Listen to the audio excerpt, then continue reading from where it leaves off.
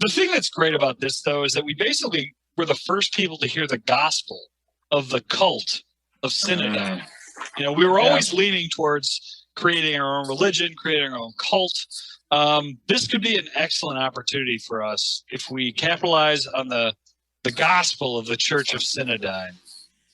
Or the Cult of Sinadine. I don't know. It'd be pretty cool to be a cult that actually acknowledges that it's a cult. Most cults, they're too cool to be a cult, right? Yeah. But imagine if we started a cult and we were right on the face, bam, the Cult of Cyberdyne. Yeah. Hey, this is a cult. Are you feeling like you need acceptance from questionable sources? Yeah. Are you feeling empty inside? Are you hungry? Have you had a frozen waffle? Well, don't eat that frozen waffle just yet. We can fill you with something greater and more syrupy. We're talking about the words of Sinbot 5000, our eternal leader.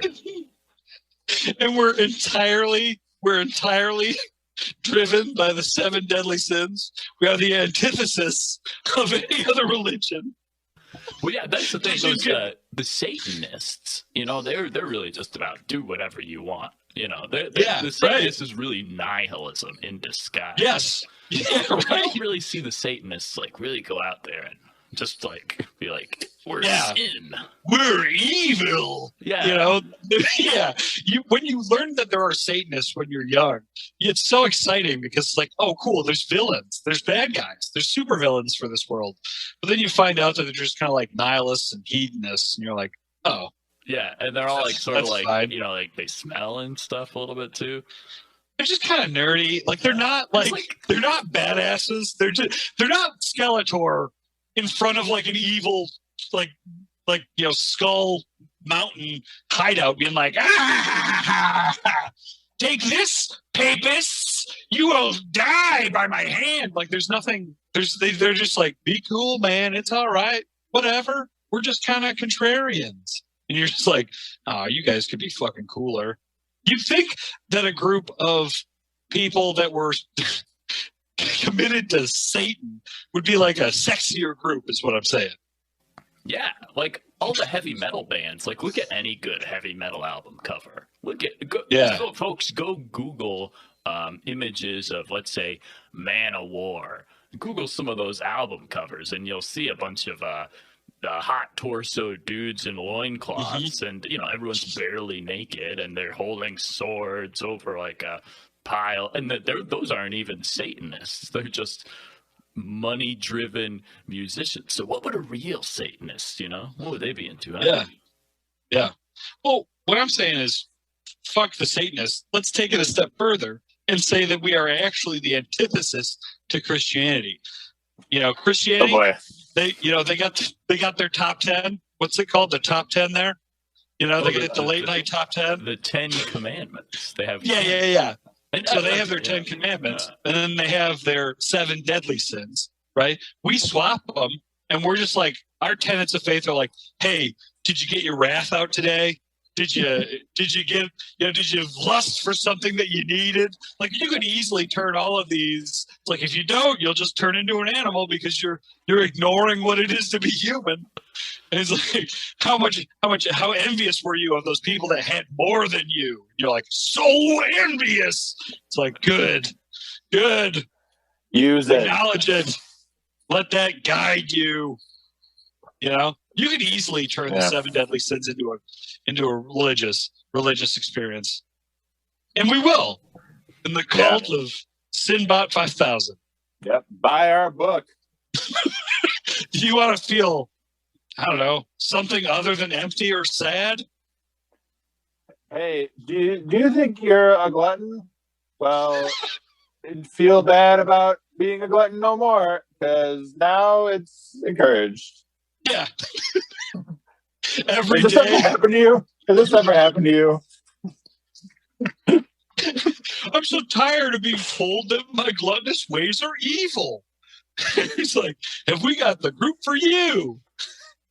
Hey, have you ever done nothing and felt bad about it? Well, you shouldn't feel bad because of sloth. Satanists are not as cool as they sound. Satanists They sound are not as cool as they sound. They They're sound so hyper-lame. cool when you hear it. And they're nowhere near as cool as you think they are. So like the expectation of what a Satanist is actually very different. I have a theory here. This is a hypothesis, if you will. Yeah. Number one, all of the satanic panic in the 70s was right on. Because I really do believe that or the 70s and 80s, Dungeons and Dragons definitely leads people into Satanism, 100%. But it just turns out that Satanism pretty much ends at Dungeons and Dragons. That's just all being a it nerd. actually is. It's just being a nerd and being like, who cares? It's fine. Yeah, it's fine. Do as thou wilt. Roll the dice, Play some Dungeons and Dragons. Okay. All right. I think Aleister Crowley got so pale. He was just in the garage with Rivers Cuomo, Yeah. They were playing D&D, talking about how, they wanted to be the Kiss. So, hell yeah. Second part. Satanism, ergo, being so lame, that is a conspiracy on the part of big evangelical Christianity to make being an evangelical Christian look way freaking cool by comparison. But nobody's saying like evangelicals look cool. People are just like, yeah, it's not cool, it's not fun, but it's right. Oh, are you serious? Whereas, they have beer keg parties, they hang out. What are Satanists doing? Saying spells that don't work? Yeah, right. Yeah. Evangelical, they know what it's all about. Going to bed early, ripping out some push-ups, succeeding, dominating the world. Yeah, not showing off their shoulders for some reason. Not showing their shoulders or their ankles. Yeah. You got to be chaste. They all want to be this is the thing. All the evangelicals, they watch Friday the 13th, and they all want to be the final girl. They think that they're going to have like a half hour more screen time if they just, refuse to have fun. Yeah. Yeah. Who do the Satanists want to be? Do they want to be Freddy or in Friday the 13th? No. Well, the Satanists Chucky. Yeah, the Satanists want to be the bad guy. They want to be the big bad guy. They like the attention and the pageantry of like the psycho killer concept or the evil monster thing. But you know what they really are? Is they're the nerd that dies immediately to show you the stakes. That you really don't know anything beyond what his get up. So it's like some nerdy dude that's just like, well, I'll make sure that the back door's locked, and then he just never comes back. That's who they really are, is the nerd. Yeah, because there's a morality to horror movies. So you got to kill off the Satanist relatively early. Only the chaste will survive. Well, nobody wants to fucking follow the lame guy, but you don't want a guy that's just like a nerdy dude that's just like completely focused on the rules, being like, now. You can't triple stamp a double stamp. Can I talk about the rules for a second? Because this infuriates me. So, when I was first introduced to the concept of Dungeons and Dragons as a second grader, I distinctly remember that it was just one of your friends would come up with imaginary situations, and you would talk your imaginary way out of them, and that was the thing. That was all it was. It was nonsense, no rules.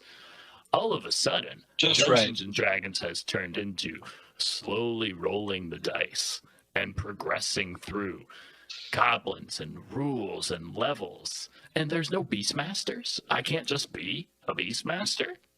Just homebrew it, dog. Wizard or a paladin or a warlock. No, I'm a Beastmaster. I have the courage of the eagle. I'm a level 7. It's a good number, a holy number. I'm walking the divine path. The Beastmaster path.